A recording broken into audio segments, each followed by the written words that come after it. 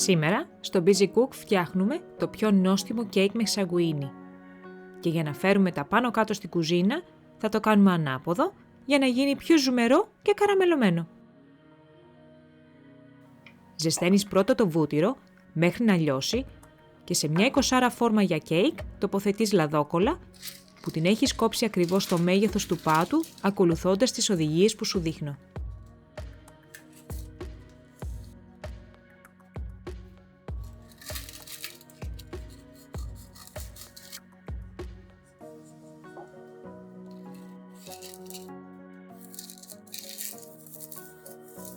Ρίχνεις μέσα το βούτυρο, καθώς και ζάχαρη λευκή.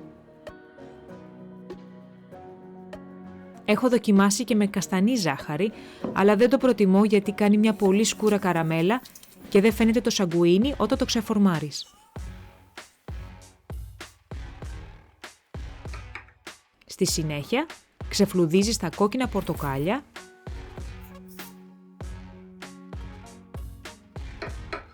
και τα κόβεις σε λεπτές φέτες, περίπου μισό εκατοστό.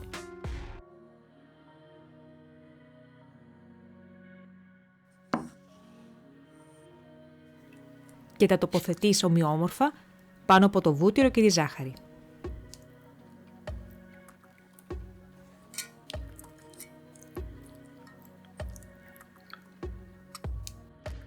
Κατόπιν φτιάχνεις το μείγμα για το κέικ και σε ένα μπολ ανακατεύεις αλεύρι που φουσκώνει μόνο του, αλεύρι αμυγδάλου και λίγο αλάτι.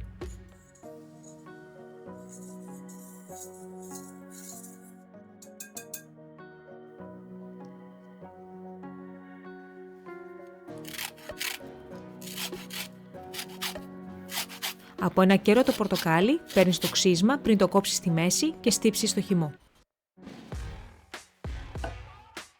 Αν δεν έχεις φρέσκα πορτοκάλια, μπορείς να χρησιμοποιήσεις εκχύλισμα αντί για ξύσμα και έτοιμο χυμό πορτοκαλιού.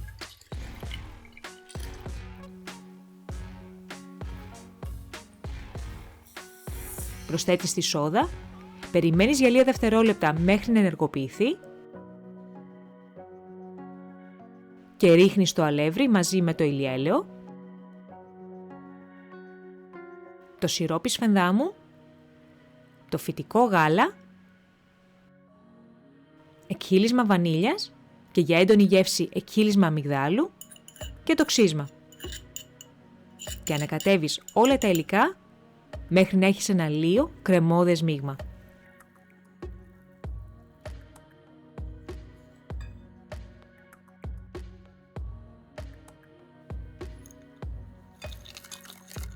Και επειδή όλα νοστιμεύουν με λίγη σοκολάτα, πρόσθεσα κομμάτια σκούρα σοκολάτας, αλλά αυτό είναι τελείως προαιρετικό.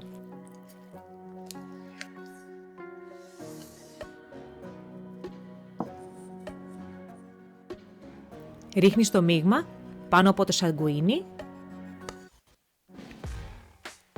και ψήνεις σε προθερμασμένο φούρνο στους 180 βαθμούς Κελσίου για 40 λεπτά ή μέχρι μια δοντογλυφίδα που θα βάλεις στη μέση του κέικ βγει στεγνή. Αφήνεις να κρυώσει και απαλά με ένα μαχαίρι ξεκολλάς τις άκρες γύρω-γύρω και γυρνάς ανάποδα σε ένα πιάτο. Βγάζεις τη λαδόκολλα προσεκτικά και έχεις το πιο νόστιμο, ελαφρύ και καραμελωμένο ανάποδο κέικ με σαγκουίνι. Τέλειο να το απολαύσεις με το καφέ ή το τσάι σου.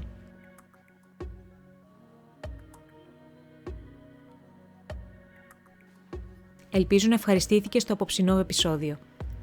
Αν σου άρεσε το βίντεο, μην ξεχάσεις να δώσεις ένα like, κάνε εγγραφή, πάτα το κουδουνάκι και κάνε κοινοποίηση στα μέσα κοινωνικής δικτύωσης. Βήματα πολύ σημαντικά για να μπορέσω να συνεχίσω αυτό το κανάλι. Περιμένω στα σχόλια τις εντυπώσεις σου από τη συνταγή όταν τη φτιάξεις. Ή αν θες, πες μου προτάσεις για τις αγαπημένες σου συνταγές.